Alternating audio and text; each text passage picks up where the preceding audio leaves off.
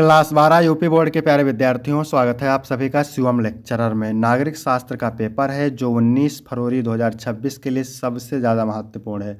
मेरे प्यारे बच्चों, पूरा पेपर एकदम अच्छे से आंसर के साथ हल करके आपको बताने वाले हैं, तो आप लोग वीडियो को पूरा अंत तक देखिएगा।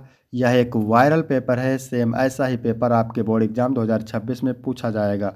समय 3 घंटे 15 मिनट का होता है मेरे प्यारे बच्चों, और पूर्णांक होता है 100 का।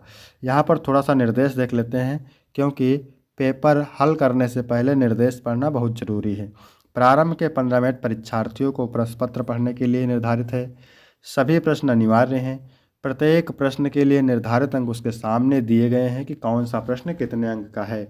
प्रश्न संख्या 1 से 10 तक एक एक नंबर का बहुविकल्पीय प्रश्न है, और प्रश्न संख्या 11 से 20 तक अति लघु उत्तरीय प्रश्न है, जिनका प्रत्येक उत्तर लगभग 10 शब्दों में देना है।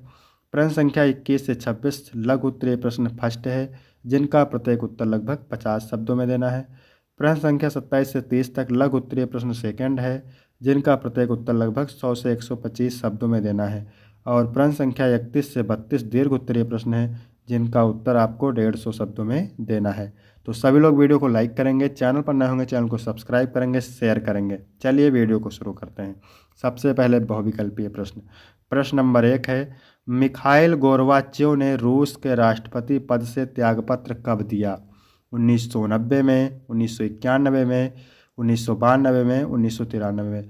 तो मिखाइल गोर्बाचेव ने रूस के राष्ट्रपति पद से त्यागपत्र दिया था 25 दिसंबर 1991 में। बी ऑप्शन राइट हो जाएगा मेरे प्यारे बच्चों। इसके बाद प्रश्न नंबर 2 है, आसियान का मुख्य उद्देश्य क्या है? आर्थिक विकास, आर्थिक और राजनीतिक विकास, केवल सांस्कृतिक विकास, उपरोक्त में से कोई नहीं। तो आसियान का मुख्य उद्देश्य है आर्थिक और राजनीतिक विकास दोनों, तो बी ऑप्शन राइट हो जाएगा। यदि आपको इसका पीडीएफ चाहिए तो डिस्क्रिप्शन में टेलीग्राम की लिंक मिल जाएगी, वहां से टेलीग्राम ज्वाइन करेंगे, आपको पीडीएफ मिल जाएगा। ग्लोबल वार्मिंग किस प्रकार की समस्या है? राष्ट्रीय, अंतर्राष्ट्रीय, स्थानीय, राष्ट्रीय और स्थानीय। तो ग्लोबल वार्मिंग अंतर्राष्ट्रीय समस्या है, बी ऑप्शन करेक्ट हो जाएगा। इसके बाद 4 नंबर प्रश्न है, परमाणु अप्रसार संधि का पर हस्ताक्षर हुआ था 1963, 1965, 1967, 1968। तो परमाणु अप्रसार संधि पर हस्ताक्षर हुआ था 1968 में, डी ऑप्शन करेक्ट हो जाएगा। इसके बाद 5 नंबर है, वैश्वीकरण का अपरिहार्य कारण क्या है? प्रौद्योगिकी, आर्थिक विकास, प्रौद्योगिकी और आर्थिक विकास दोनों, या फिर उपरोक्त में से कोई नहीं। तो प्रौद्योगिकी और आर्थिक विकास दोनों, आपका सी ऑप्शन करेक्ट हो जाएगा। इसके बाद 6 नंबर क्वेश्चन है, 1953 में कौन सा आयोग बनाया गया था? राज्य पुनर्गठन आयोग, योजना आयोग, नीति आयोग, वित्त आयोग। तो 1953 में बनाया गया था राज्य पुनर्गठन आयोग, ए ऑप्शन राइट हो जाएगा। इसके बाद 7 नंबर है, शिमला समझौता किसके मध्य हुआ था? भारत और चीन, भारत और बांग्लादेश, भारत और श्रीलंका, भारत और पाकिस्तान। तो शिमला समझौता हुआ था भारत और पाकिस्तान के बीच, ठीक है, भारत और पाकिस्तान के बीच शिमला समझौता हुआ था, डी ऑप्शन राइट हो जाएगा। इसके बाद 8 नंबर क्वेश्चन है, मंडल आयोग का अध्यक्ष कौन था? कर्पूर ठाकुर, बिंदेश्वरी प्रसाद, जयप्रकाश नारायण, विश्वनाथ प्रसाद। तो मंडल आयोग के अध्यक्ष थे बिंदेश्वरी प्रसाद, बी ऑप्शन राइट हो जाएगा। 9 नंबर है, निम्नलिखित में से किसे भारतीय विदेश नीति का मुख्य निर्माता माना जाता है? सुभाष चंद्र बोस, सरदार वल्लभ भाई पटेल, राजेंद्र प्रसाद, पंडित जवाहरलाल नेहरू। तो इसका राइट आंसर हो जाएगा Pandit Jawaharlal Nehru, D option correct हो जाएगा।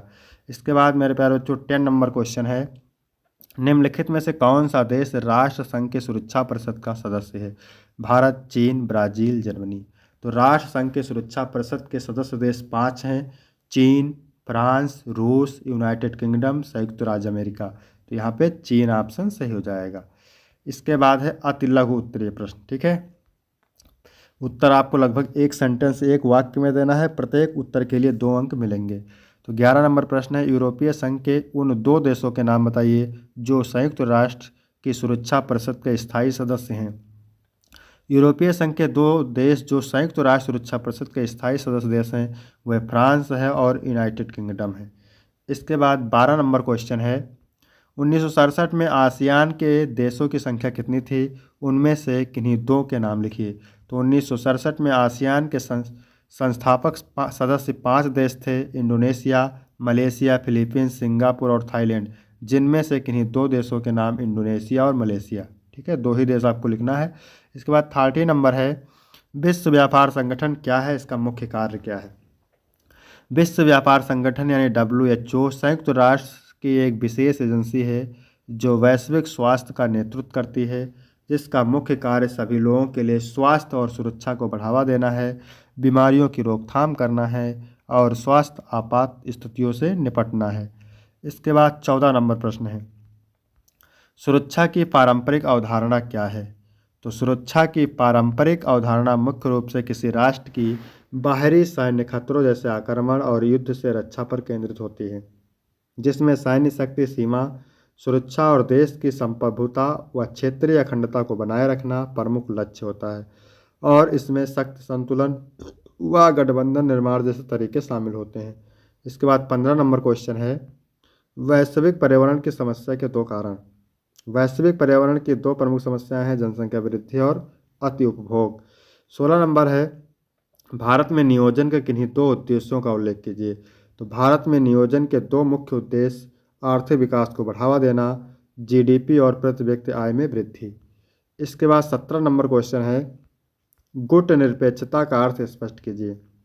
गुट निरपेक्षता का अर्थ है शीत युद्ध के दौरान दुनिया के दो प्रमुख शक्ति गुटों अमेरिका और सोवियत संघ से अलग रहकर अपनी स्वतंत्र विदेश नीति का पालन करना, किसी भी अन्य सैन्य संगठन में शामिल न होना और सभी देशों के साथ शांतिपूर्ण सहास्तित्व तथा सहयोग को बढ़ावा देना। इसके बाद 18 नंबर प्रश्न है, गरीबी हटाओ का नारा भारत के किस प्रधानमंत्री ने दिया था। तो भारत की प्रधानमंत्री इंदिरा गांधी ने 1971 में चुनाव के दौरान दिया था। इसके बाद है, गठबंधन की राजनीति क्या है। तो गठबंधन सरकार एक संसदीय सरकार की कैबिनेट होती है जिसमें कई राजनीतिक दल सहयोग करते हैं, जिससे गठबंधन के भीतर किसी भी एक दल का प्रभुत्व कम रहता है। इस व्यवस्था का आम कारण यह दिया जाता है कि कोई दल अपने बलबूते संसद में बहुमत प्राप्त नहीं कर सकता। इसके बाद है 20 नंबर प्रश्न, भारत के पूर्वोत्तर में स्थित किन्हीं दो राज्यों के नाम। तो असम और अरुणाचल प्रदेश। इसके बाद है लघु उत्तरीय प्रश्न फर्स्ट। ठीक है, प्रत्येक उत्तर के लिए आपको 5 अंक मिलेंगे और प्रत्येक का उत्तर आपको लगभग 50 शब्दों में देना है। तो यूरोपीय संघ की सफलता के दो कारणों का उल्लेख कीजिए। यूरोपीय संघ की सफलता के दो प्रमुख कारण निम्नलिखित हैं। पहला है साझा बाजार और मुद्रा। यूरोपीय संघ ने एक एकल बाजार और साझा मुद्रा यूरो को अपनाकर सदस्य देशों के बीच व्यापारिक बाधाओं को खत्म किया, जिससे आर्थिक विकास और स्थिरता को बढ़ावा मिला। दूसरा है राजनीतिक और शांतिपूर्ण सहयोग। पूर्व में युद्ध से जूझने वाले यूरोपीय देशों ने एक साझा राजनीतिक मंच बनाया, जिससे महाद्वीप में शांति, सुरक्षा और लोकतांत्रिक मूल्यों को मजबूती मिली। इसके बाद मेरे प्यारे बच्चों 22 नंबर प्रश्न है, साझी संपदा संसाधनों का क्या अर्थ है, उदाहरण सही समझाइए। साझी संपदा संसाधनों का अर्थ उन संसाधनों से है जिन पर किसी एक व्यक्ति का निजी स्वामित्व नहीं होता, बल्कि पूरे समुदाय या समाज का सामूहिक अधिकार होता है। इसका उपयोग समूह के सभी सदस्य कर सकते हैं और इनके प्रबंधन की जिम्मेदारी भी सामूहिक होती है। उदाहरण के लिए गांव की सामलात भूमि, इसके अंदर लिखेंगे चारागाह और साझा मैदान जहां सभी ग्रामीण अपने पशु चरा सकते हैं। प्राकृतिक जल स्रोत, गांव के तालाब, कुएं, नदियां जिनका उपयोग सिंचाई और दैनिक कार्यों के लिए पूरा समुदाय करता है। सामुदायिक वन, जहां से स्थानीय लोग ईंधन, चारा और फल फूल एकत्र करते हैं। इसके बाद है 23 नंबर प्रश्न, क्या कह रहा है, वैश्वीकरण में प्रौद्योगिकी का क्या महत्व है। वैश्वीकरण को गति देने में प्रौद्योगिकी की भूमिका अत्यंत महत्वपूर्ण है। संचार, इंटरनेट और स्मार्टफोन ने दुनिया को एक वैश्विक गांव बना दिया है, जिससे सूचनाओं का आदान प्रदान तत्काल संभव हुआ है।